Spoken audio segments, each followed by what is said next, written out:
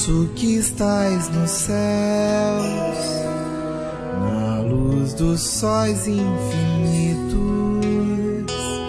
Pai de todos os aflitos, neste mundo de escasséus,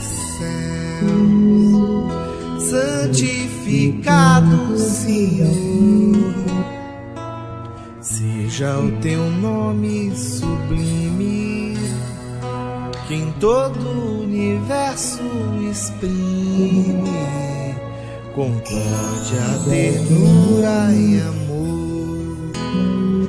Venha ao nosso coração o teu reino de bondade, de paz e de claridade, na estrada da redenção.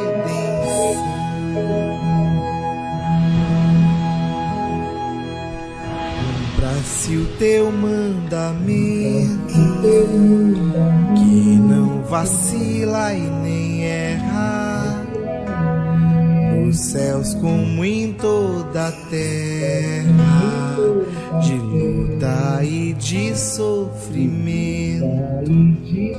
Evita-nos todo o mal, dá-nos o pão no caminho, feito de luz no carinho, pão espiritual. Perdoa-nos, meu Senhor, os débitos tenebrosos, de passados escabrosos, de iniquidade e de dor.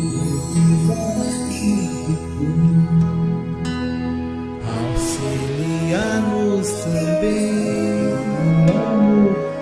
os sentimentos cristãos, a amar nossos irmãos que vivem longe do bem, com a proteção de Jesus. Livra nossa alma do erro, neste mundo de desterro, distante da vossa luz, que a nossa ideal igreja seja o altar da caridade, onde se faça a vontade.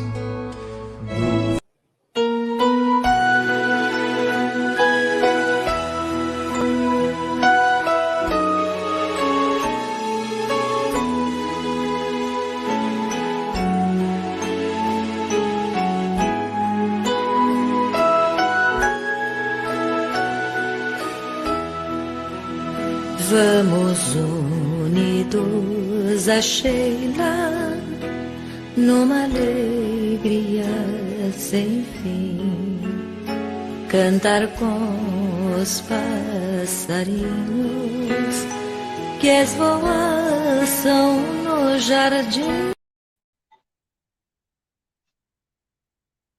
Tudo bem? Tudo bem. Amantíssimos irmãos e irmãs em Jesus, muito obrigado pela atenção de vocês. Agradeço muito a nossa amiga Silvia Trindade pelo convite de falar hoje, no domingo de Páscoa. É um domingo especial, um dia especial. Agradeço muito a todos os trabalhadores e frequentadores da Associação Espírita Conceição Tavares Corina Novelino, que fica na cidade de Sacramento, em Minas Gerais, pela oportunidade que me dão de falar um pouco sobre o Evangelho, um pouco hoje falando especificamente sobre a Páscoa. O tema que nós trouxemos para hoje, para esta manhã de domingo, é Páscoa cristã e Páscoa pagã. Vamos conhecer um pouquinho de toda essa história. A Páscoa e os rituais pagãos. Lembrando que pagãos eram os povos que os hebreus consideravam assim por serem politeístas. Então, o único povo monoteísta daquela época eram os hebreus. Então, eles chamavam os outros povos de pagãos, como os gregos e também os romanos. A Páscoa cristã, ela celebra a ressurreição de Jesus Cristo, a ressurreição, o ressurgimento de Jesus Cristo, porque ele desencarnou na Sexta-feira Santa e reapareceu no domingo de Páscoa, mas reapareceu não fisicamente, e sim em perispírito. E a Páscoa é o dia santo mais importante para a religião cristã. E muitos desses costumes do período pascal, eles são originados lá dos festivais pagãos da primavera. Primavera lá no hemisfério norte, que aqui nós estamos no outono. E essa festa tradicional associa o quê? A imagem do coelho. O coelho, o símbolo da fertilidade. E também associa os ovos pintados. Porque os ovos, eles eram cozidos e eram pintados com cores brilhantes e eram dados de presentes. Era o costume da época das pessoas. Então, para nós entendermos o significado da Páscoa cristã nos dias de hoje, é necessário que nós remontemos, que nós voltemos para a Idade Média, que vai do ano 476 a 1453. E lembrar que os antigos povos pagãos europeus, eles homenageavam a deusa Ostera, ou Esther. E assim começou, então, toda essa comemoração. Ostera, ou Ostara, é a deusa da primavera. E existe uma imagem dela em que ela segura um desses ovos cozidos e pintados, ela segura em uma das mãos um desses ovos, e ela, ao mesmo tempo, está observando um coelho, que é o símbolo da fertilidade. Então, essa imagem, ela remonta também à comemoração da Páscoa para aqueles povos, os povos pagãos. Trazendo tudo isso para o povo hebreu, então, nós temos a celebração do Pessá. O Pessá, que é a Páscoa judaica, é uma das mais importantes festas do calendário judaico. E ela é celebrada por 8 dias, comemorando o quê? O êxodo dos israelitas do Egito, da escravidão para a liberdade. Saindo do cativeiro no Egito para a liberdade em Canaã, a terra prometida. Então, Pessá, a palavra Pessá em hebraico significa passagem. E para nós, os cristãos, essa passagem, o Pessá, é, na verdade, a passagem de Cristo da morte para a vida, da morte do corpo físico para a vida espiritual, que é a verdadeira vida que nós sabemos. Então, na Páscoa, era comum naquela época se pintar os ovos cozidos, como a gente falou. Então, cozinhavam-se os ovos, pintavam-se esses ovos com cores coloridas e eram dados de presentes para as pessoas, para os amigos e parentes. E depois, com o passar do tempo, esses ovos cozidos e pintados foram sendo substituídos pelos ovos de chocolate. Tá? Mas esse costume de se cozinhar os ovos e pintá-los não está na Bíblia, não é citado na Bíblia, não. Tá? Então, ele é um costume dos rituais pagãos, dos povos pagãos, por isso que não é citado na Bíblia. Ishtar, ou Astarte, é a deusa da primavera e do renascimento, e ela é citada nas mitologias anglo-saxã, nórdica e germânica, dos alemães, tá? E as suas sacerdotisas, elas tinham o poder de prever o futuro. Então, Ishtar e Astarte, ou Astarte, era uma deusa muito considerada pelos povos pagãos, justamente por essas características. A primavera, as lebres e também os ovos pintados eram os símbolos de fertilidade e de renovação. associados a quem? A deusa Ishtar ou Astarte.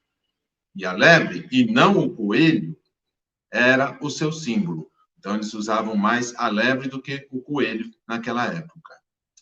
E a lebre de Eostre, Ostera ou Ostara, é a mesma coisa, ela é associada à lua e às deusas lunares da fertilidade. Então, vejam que a lebre e o coelho estão ligados à fertilidade. Então, desses cultos pagãos, é que originou-se a Páscoa que nós conhecemos hoje. Easter em inglês e Ostern em alemão.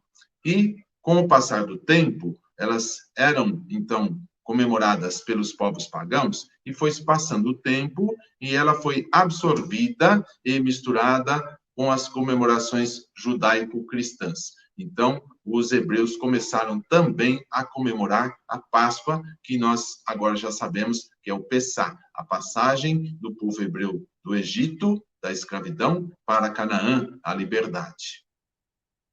E os antigos povos nórdicos, lá na Dinamarca, Finlândia, Islândia, Noruega e também a Suécia, eles comemoravam o festival de Eostre, essa deusa, no dia 30 de março. Era comum eles comemorarem nessa data. Eostre, ou Ostera, significa a deusa da aurora. E ela também representa o planeta Vênus. Então, vejam que era uma deusa assim, muito considerada pelos povos pagãos daquela época. Então, ela é uma deusa anglo-saxã da primavera, da ressurreição e também do renascimento. Essa ressurreição e o renascimento era muito importante para os povos pagãos daquela época. Eles tinham um culto muito importante para eles e eles levavam tudo isso muito a sério. Vamos falar um pouquinho sobre a origem e significado da Páscoa. A origem e a celebração da Páscoa, ela está relatada na Bíblia, no Velho Testamento, no livro chamado Êxodo. É um dos livros do Velho Testamento. Êxodo significa saída, que é exatamente a saída dos judeus, dos hebreus, do Egito para Canaã. Então, essa passagem dos hebreus do Egito para Canaã, a Terra Prometida, que é chamado de Êxodo, e é um dos livros da Bíblia, do Velho Testamento. Então, daí vem a comemoração da Páscoa para os hebreus. Quando Ramsés II, o rei do Egito, assumiu o trono, ele ficou apavorado com o crescimento, o número de israelitas que eram escravos. Então, os escravos, os israelitas, estavam em número muito grande, e isso representava um alto risco ao seu poder. Ele temia uma revolução, uma rebelião dos israelitas, e certamente os egípcios não conseguiriam conter essa rebelião, dado o grande número de israelitas, de hebreus que eram escravizados. E, então, para inibir qualquer reação, qualquer rebelião, o Ramsés II começou a fazer com que os hebreus passassem por um grande sofrimento. Já haviam passado pelo sofrimento de terem sido tornados escravos. Mas aí começaram, então, a fazer com que eles sofressem ainda mais para inibir qualquer rebelião.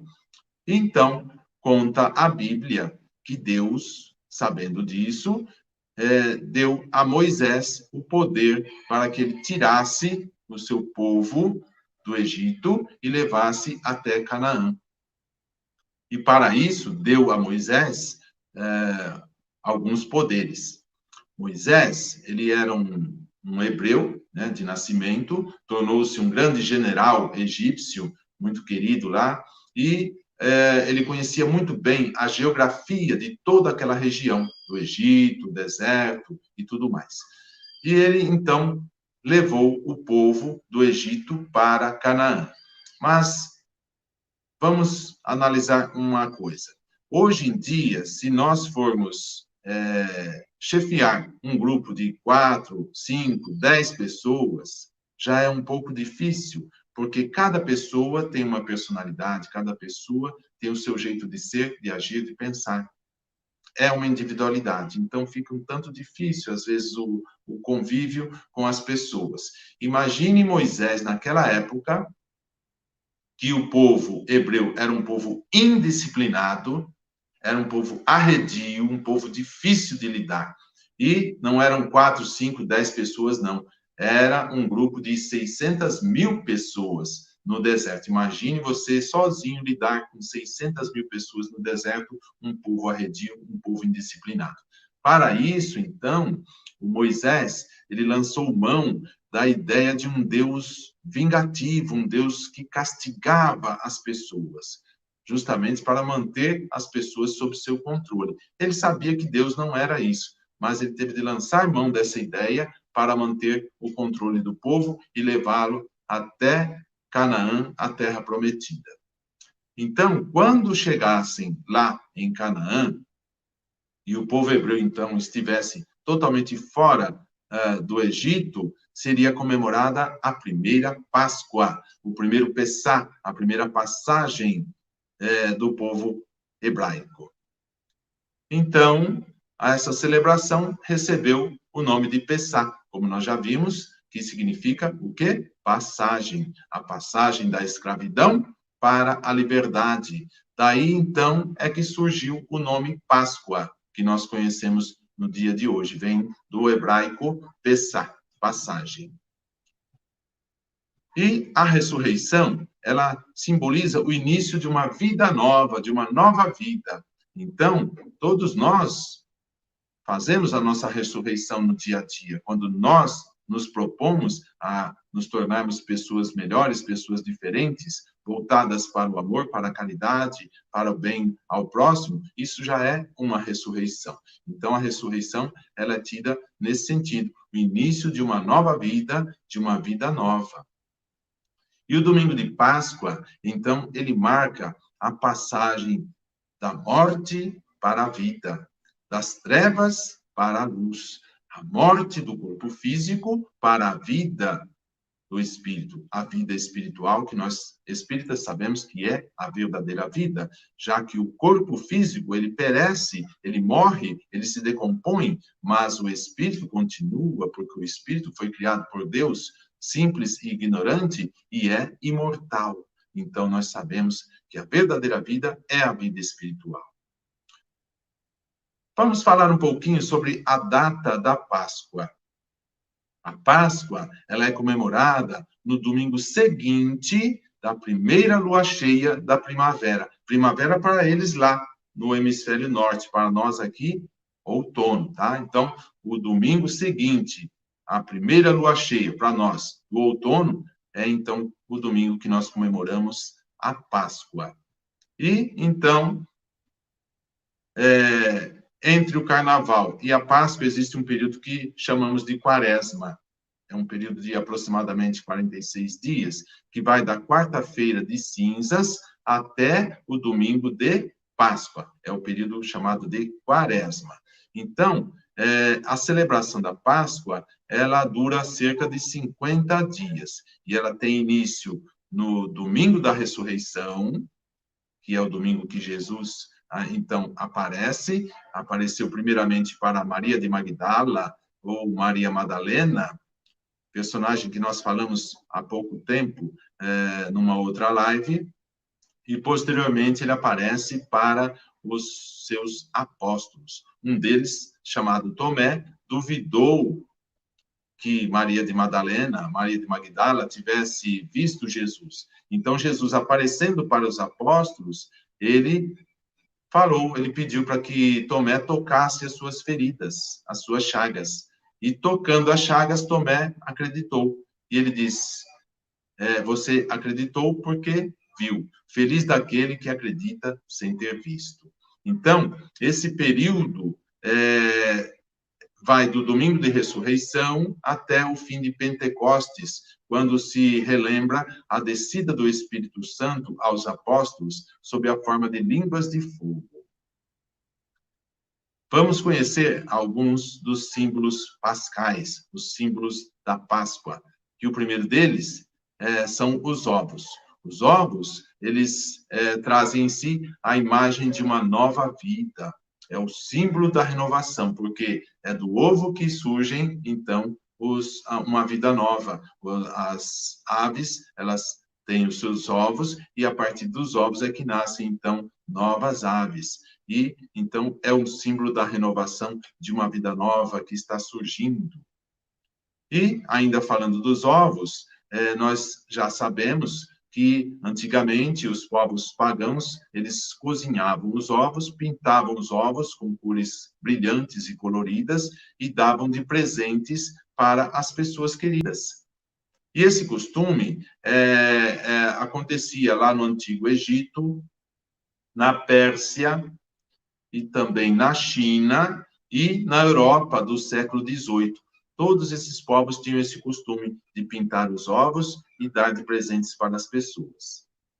E em algumas partes da Europa, as tribos tinham, então, em Eostre, a deusa da primavera. Era a deusa da primavera para eles. E eles cultuavam muito essa deusa. Outro símbolo da Páscoa é o chocolate. O chocolate, antigamente, era servido como bebida, na forma de bebida, tá? Mas a indústria, ela viu desenvolver muito essa questão do chocolate lá na Inglaterra do século XIX.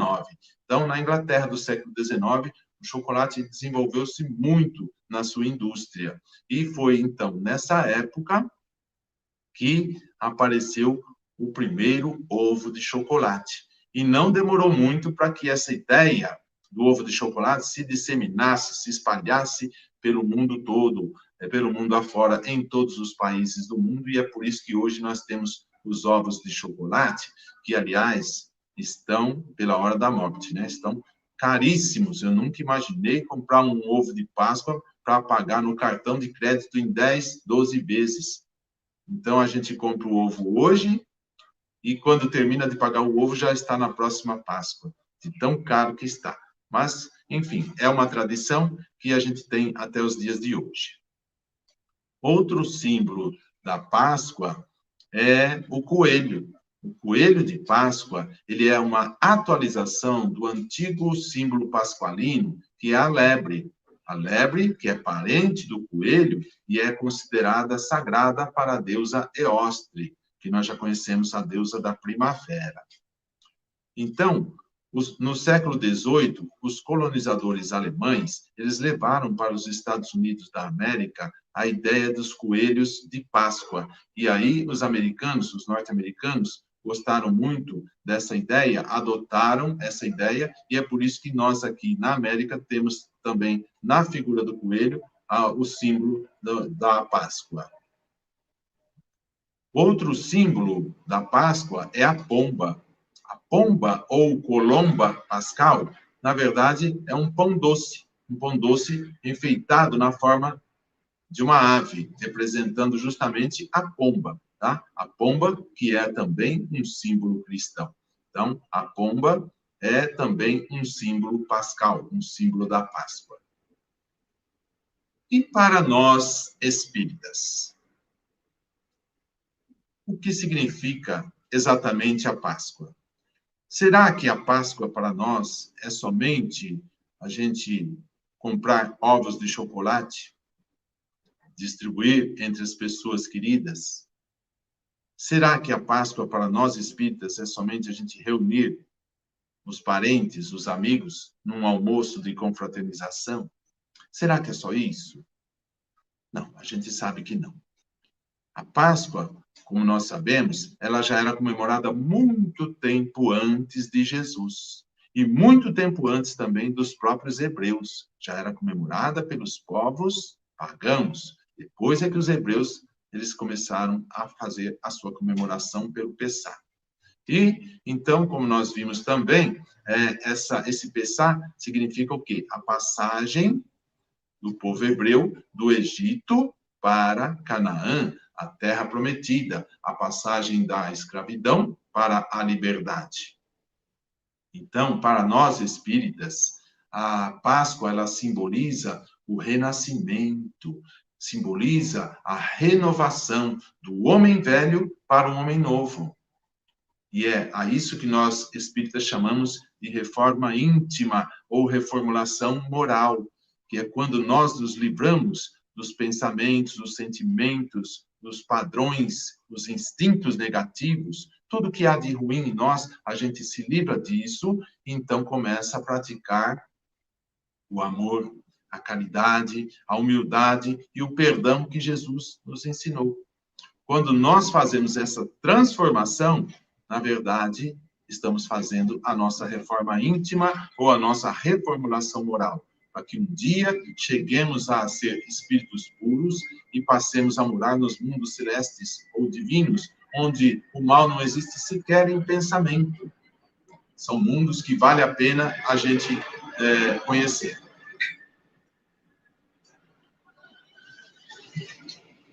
E um dia a gente vai chegar a esse estágio de espírito. E depende de quem? Única, exclusivamente de cada um de nós. Porque Deus nos deu o dom da vida, deu o livre-arbítrio e a inteligência, que são suficientes para que a gente chegue à perfeição relativa. E depende de cada um de nós colocar isso em prática, obedecer aos preceitos de Deus e os ensinos de Jesus, para que um dia, então, consigamos chegar a essa perfeição e morarmos no mundo celestial ou divino. Então, essa reforma íntima que a gente falou é a transformação moral que nós fazemos conosco mesmo. Isso não se dá da noite para o dia, não, viu, gente? Demora porque nós somos espíritos ainda inferiores, vivendo no mundo de provas e expiação, que está passando para o mundo de regeneração, mas ainda temos muitos defeitos. Então, demora um bocadinho para que a gente possa fazer essa reforma íntima, essa transformação moral. Não é da noite para o dia, mas a gente vai mudando sim. E a gente só percebe quando as pessoas que estão ao nosso redor nos falam: poxa, diante de tal problema, você agia de uma forma. Agora, esse mesmo problema, você age de uma outra forma bem melhor. A gente nem percebe. São as pessoas que vivem ao nosso redor que nos orientam e chamam a atenção para essa nossa melhora. E assim, aos poucos, a gente vai galgando os degraus da evolução moral e espiritual. Bem, o que a gente tinha para falar sobre a Páscoa pagã e cristã era isso, uma pequena ideia para que a gente possa refletir nos dias de hoje, principalmente nesse domingo de Páscoa, não ficarmos presos somente aos ovos de chocolate, a um almoço com a família. Tudo isso é muito importante, claro, a gente não está condenando, não, mas nós temos de nos lembrar de fazermos a nossa reformulação moral, a nossa reforma íntima, fazermos a nossa mudança interior do homem velho para o homem novo, para que um dia a gente possa, enfim, nos tornarmos espíritos mais dignos da criação divina. Como ainda nós temos algum tempo, eu trouxe um outro tema para vocês, é uma reflexão que eu trouxe para que a gente possa fazer. Por quê? Eu tenho percebido isso em vários centros espíritas, casas espíritas que a gente frequenta, fazendo palestras e trocando ideias, inclusive, com trabalhadores e dirigentes espíritas. A gente tem visto também isso nas redes sociais, as pessoas colocando em seus perfis esse termo. E aí eu acho importante a gente trazer isso à baila para que tomemos o conhecimento. O tema que nós vamos falar agora é espiritismo ou kardecismo? E tem uma interrogação, tá? Um ponto de interrogação. Espiritismo ou kardecismo? Os adeptos do espiritismo serão os espíritas, ou, se o quiserem, os espiritistas. E isso está onde? No Livro dos Espíritos, de Allan Kardec, o professor Hippolyte Léon Denisard Rivail, discípulo de Pestalozzi, que fez a codificação da doutrina espírita. Está no Livro dos Espíritos, na sua introdução, no item 1. Lá vocês vão encontrar maiores detalhes. Vejam que Kardec chama os adeptos do espiritismo de espíritas ou espiritistas, e não kardecistas. Mas, para se fazer uma alusão à doutrina espírita, às vezes se torna comum nós ouvirmos os termos kardecismo e kardecista. E se nós formos perguntar para as pessoas por que elas usam esses termos, normalmente vamos ouvir a seguinte explicação: é para diferenciar de outras doutrinas, como a Umbanda, a Quimbanda e o Candomblé. Nós, que somos espíritas, temos um enorme respeito por todas as religiões, incluindo elas, a Umbanda, a Quimbanda e o Candomblé. Mas a Umbanda, a Quimbanda e o Candomblé são denominações religiosas que, na verdade, são sincretismos afro-brasileiros e não espiritismo. Isso não quer dizer que nós, espíritas, sejamos melhores que eles, de jeito nenhum. Somos todos filhos do mesmo Pai, somos todos filhos de Deus. Eu mesmo tenho amigos na Umbanda, tenho amigos no Candomblé. Na Quimbanda, que eu saiba, eu não tenho, não. Mas o fato é que nós nos damos muito bem, trocamos conhecimentos, figurinhas, mensagens nas redes sociais. Então, não é a religião que nos faz tornar pessoas não queridas, de jeito nenhum. Mas nós não podemos chamar os nossos irmãos umbandistas, quimbandistas e candomblecistas de espíritas, porque eles atuam numa outra área. Eles não estudam, então, a doutrina codificada por Kardec, não seguem a doutrina codificada por Kardec. Na gramática brasileira, nós temos o sufixo ismo. O que é o sufixo? É aquela parte finalzinha da palavra, e que vem do latim ismos e do grego ismos. E é um sufixo formador de substantivos abstratos, aqueles que você não consegue palpar, como, por exemplo, liberalismo. E temos também o sufixo ista, que designa o partidário de uma doutrina ou um modo de pensar, como, por exemplo, positivista e budista. E, com esse sufixo ismo, nós podemos formar nomes de religião, doutrinas filosóficas e sistemas políticos. Exemplo, o budismo, nome de uma religião. O kantismo, com K, é o nome de uma doutrina filosófica. E o comunismo, o nome de um sistema político. Também temos outros exemplos. O druidismo, a religião dos druidas. Aliás, Allan Kardec, ele foi um sacerdote druida numa encarnação anterior, informação passada pelo próprio Espírito de Verdade quando ele fazia a codificação da doutrina espírita. E temos também o espiritismo. Espiritismo, a doutrina dos espíritas. Então, percebam, espiritismo, a doutrina dos espíritos, dos espíritas, e não kardecistas. Percebe? Espiritismo, então, a religião dos espíritas, e não kardecista. Portanto, usar esse termo kardecismo, gente, não está correto, porque significaria a doutrina de Kardec, enquanto que kardecista seria o seguidor da sua doutrina. Mas nós sabemos que a doutrina espírita, ela foi codificada por Kardec. Mas nem por isso podemos chamá-la de kardecismo, porque, na verdade, ela foi trazida pelo Espírito de Verdade e não por Kardec. Então, Kardec codificou, aliás, um trabalho magnífico que ele fez. Mas quem trouxe a doutrina foram os espíritos, o Espírito de Verdade. Ora, se foram os espíritos que trouxeram a doutrina, então é a doutrina dos espíritos, ou o espiritismo, e não kardecismo. Concluindo, os termos que nós devemos usar são espiritismo e espírita, e não kardecismo e kardecista. A partir de hoje, se alguém perguntar para você qual é a sua religião, você vai dizer, eu sou espírita. E aí, se a pessoa disser, mas você é espírita kardecista. Não, eu sou espírita. Ah, mas você não é do kardecismo? Não, eu sou do espiritismo. Sou da doutrina que foi codificada por Allan Kardec, mas kardecismo não existe, existe o espiritismo. Tá bom? Então, eu vejo, inclusive, alguns dirigentes e trabalhadores das casas espíritas usando esses termos equivocadamente. E cabe a nós, que somos trabalhadores, somos dirigentes, somos palestrantes, expositores, cabe a nós passar para as pessoas essa informação, a informação correta. Aliás, existe até um vídeo do Divaldo Franco no YouTube, em que ele está, salvo engano, lá no Paraná, e aí é feita uma pergunta para ele, e ele responde justamente sobre isso, explicando que o termo kardecismo é equivocado, tá bom? Então, não utilizemos esse termo, porque não foi Kardec que criou a doutrina espírita.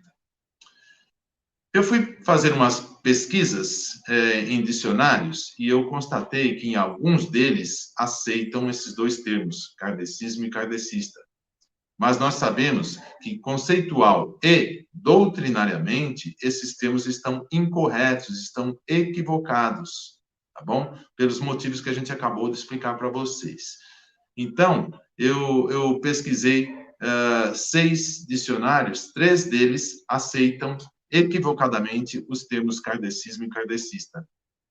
Desses 3 que aceitam, 2 deles têm suas sedes lá em Portugal. Desde 2019, já tem 2 anos que eu venho tentando contato com eles, explicando tudo isso que eu estou passando para vocês. Para que esses termos não constem no dicionário, porque estão errados, estão equivocados. Não é doutrina de Kardec, é doutrina dos espíritos. Mas, infelizmente, até hoje, nunca me responderam. Apesar da gente viver num mundo globalizado, com toda a tecnologia, as mensagens chegam no mesmo instante, não me responderam até hoje, infelizmente. Mas eu fiz a minha parte, passei informação para eles. Outros 3 dicionários, acertadamente, não aceitam os termos kardecismo e kardecista. Mas é importante que a gente passe essa informação para todos vocês, que são espíritas ou não, para que a gente não use esses termos que são equivocados, tá bom? Para fechar tudo isso, nós trouxemos uma frase que eu acho muito interessante, muito legal. Essa frase diz o seguinte: todas as religiões que acreditam na existência do espírito são espiritualistas. Mas nem todos os espiritualistas são espíritas. Perceberam a diferença? Então, por exemplo, os umbandistas, quimbandistas, candomblecistas, os budistas, os católicos, os protestantes, todos acreditam na existência do espírito, mas não são espíritas. Isso, novamente falando, isso não quer dizer que nós espíritas sejamos melhores que eles, de jeito nenhum. Mas não há que se confundir uma coisa com outra, tá bom? Espírito é aquele que estuda a doutrina codificada por Kardec, trazida pelo Espírito de verdade, tá bom? Então, nós encerramos aqui a nossa live, agradecendo novamente a todos os trabalhadores e também a Silvia Trindade, a Associação Espírita Conceição Tavares, Corina Novelino, na cidade de Sacramento, em Minas Gerais. Agradeço pelo convite que me foi feito, a oportunidade de falar nesse domingo de Páscoa, um domingo muito feliz. Eu rogo a Jesus, esse que está aqui, atrás de mim, eu rogo a Ele que abençoe todos vocês, abençoe suas famílias, seus amigos, as pessoas com quem vocês têm contato, que todos tenham um excelente domingo com muita luz, muita paz, muita saúde, serenidade e muita proteção também. Feliz Páscoa para todos vocês. Obrigado pela atenção e também eu falo que aquelas pessoas que querem ter contato comigo pelas redes sociais, no YouTube e Facebook, é só digitar meu nome como está aí na tela, tá? Aloísio Rocha, Aloísio com U e com S, tá bom? No YouTube e Facebook. No Instagram, é só digitar @Aloísio Rock, Aloísio com U e com S, Rock, R-O-C-K. Então, Instagram, @Aloísio com U e com S, R-O-C-K. Por que eu coloquei Rock? Eu sou fã do rei do rock and roll, Elvis Presley. Então, eu resolvi homenagear o meu ídolo, colocando rock no final do meu nome, tá bom? Pedindo amizade para seguir nas redes sociais. Não se esqueçam de mandar uma mensagem informando que vocês assistiram a esta live de hoje, dia 4 de abril de 2021, aqui pelo Corina Novellini, tá bom? Digam que assistiram a esta live, eu vou saber de quem se trata, fica muito mais fácil da gente identificá-los e aceitar, então, o pedido de amizade de vocês, tá bom? Fico à disposição para novas lives, agradecendo novamente a nossa querida amiga Silvia, entregando a ela agora o comando dos trabalhos. Muito obrigado, fiquem com Deus.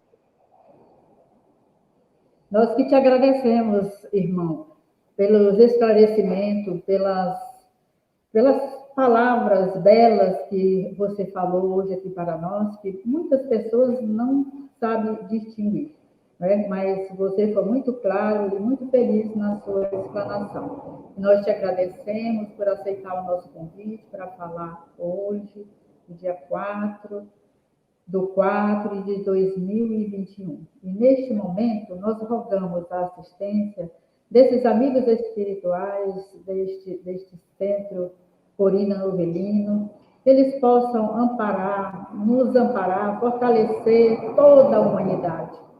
Todos aqueles que neste momento estão passando por dores e por sofrimento. E lembrando do nosso Mestre Senhor Jesus, quando ele disse certa feita: eis que estou à porta e bato. Se alguém ouvir a minha voz e abrir a porta, eu entrarei e cearei com ele e ele comigo. Meus irmãos, não importa o que nós estamos passando neste momento, o importante é que Jesus nunca nos deixou, nunca nos abandonou e nem nunca vai nos abandonar. Então, que ele nos abençoe, nos ampare, nos fortaleça. E, mais uma vez, Aloísio, nós te agradecemos por esta oportunidade. Eu estou emocionada porque nós vemos quantos irmãos neste momento, né, Aloísio, estão passando por dores, por sofrimento, aqueles que estão partindo para a pátria espiritual, não é? Quantas dores, quantos lares estão dilacerados, quantos lares estão em dificuldade, seja com a partida do seu ente querido, seja até mesmo pela fome, pela perda do seu emprego, não é?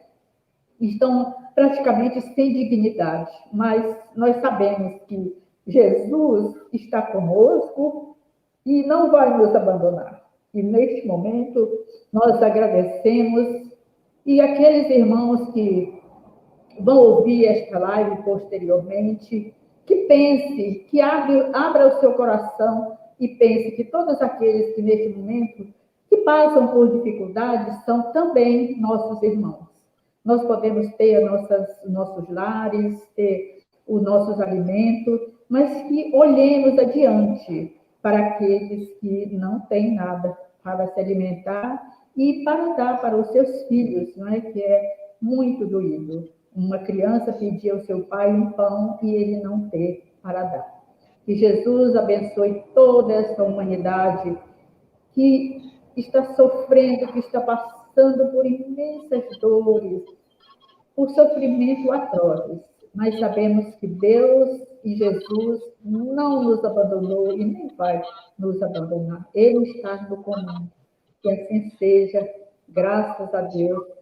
E mais uma vez, Aloísio, nós te agradecemos do fundo do coração, tá bom? Fica com Deus, tenha um ótimo domingo de Páscoa para você, para sua família, e vamos orar, meu irmão. Vamos pedir a Deus pelos nossos irmãos em humanidade, tá bom? Obrigada. Com certeza, com certeza.